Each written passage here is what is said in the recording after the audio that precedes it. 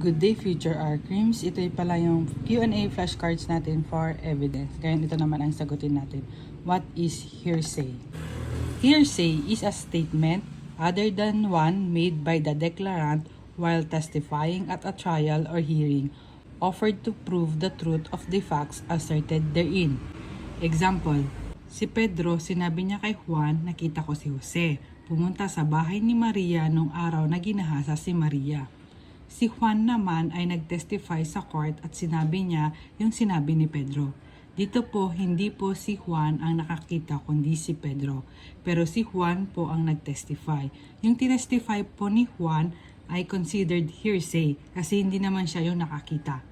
Bakit hindi admissible as evidence ang hearsay statements? Kasi yung statement na yon ng third person ay hindi pwedeng ma-cross-examine sa court. Paano ngayon papatunayan ni Juan na yun talaga ang nakita ni Pedro?